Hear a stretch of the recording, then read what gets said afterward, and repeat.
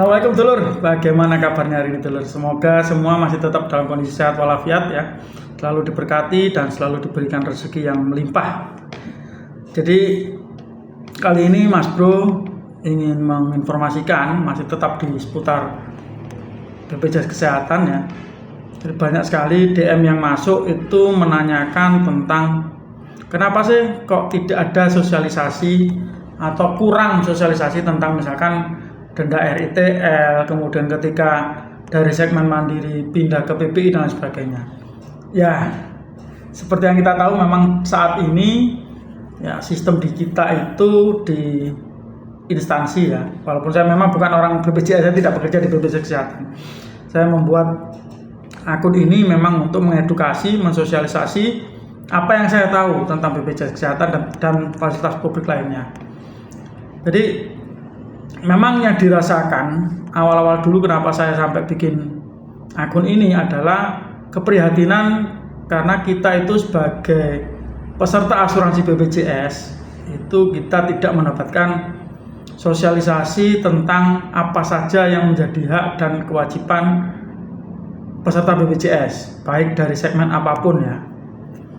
Jadi kekurangan informasi ini yang membuat seringkali akhirnya terutama untuk peserta yang mandiri karena memang harus bayar setiap bulannya itu ketika dia sudah tidak punya uang atau meremehkan pentingnya BPJS ini akhirnya iurannya tidak dibayar ya. Ketika premi atau iuran tidak dibayar maka otomatis tidak bisa digunakan. Nah ini kan juga perlu sosialisasi. Kemudian yang kedua misalkan tentang anak yang harus didaftarkan mulai dari 0 bulan atau baru lahir ya.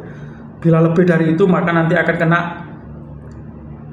terhitung pendaftarannya ketika didaftarkan umur 1 tahun harus dihitung mulai dari 6 bulan. Ini kan juga harus disosialisasikan dengan baik oleh pihak BPJS Kesehatan.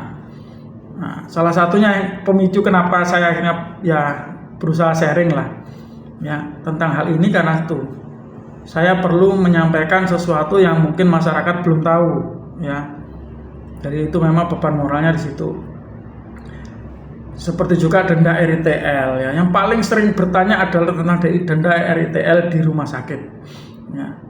Ini harusnya dari pihak BPJS Kesehatan yang mempunyai tim satu di rumah sakit ya, di tiap-tiap rumah sakit itu bisa lebih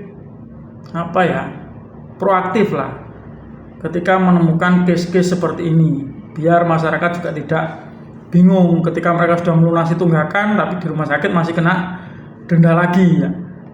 Masyarakat juga begitu. Masyarakat harus tahu bahwa BPJS itu sudah tidak ada denda ya.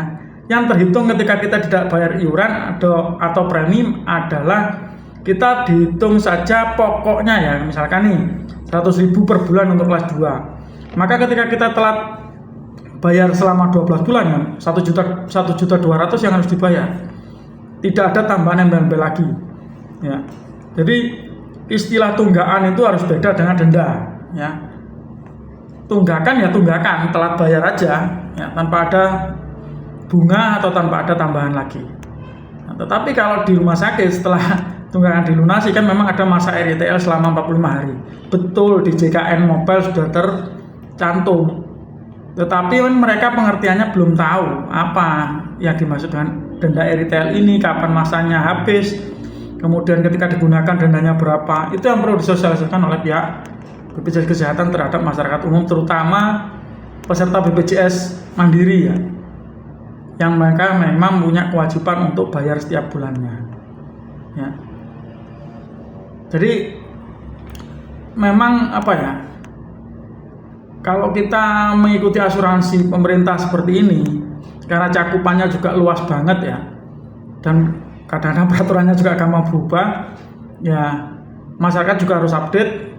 Ya, pihak BPJS Kesehatan selaku ya badan usaha yang melakukan membuka layanan ini maka harus juga proaktif sehingga tidak terkesan BPJS-nya lempar tangan, masyarakatnya malah mengadu tidak karu-karuan ya. Jadi tetap harus balance, sosialisasi harus dijalankan terus.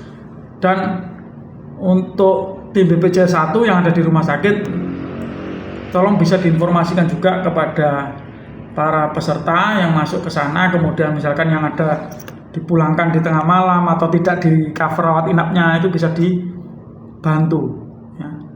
Itu untuk hari ini dulur, semoga bermanfaat informasi yang saya sampaikan.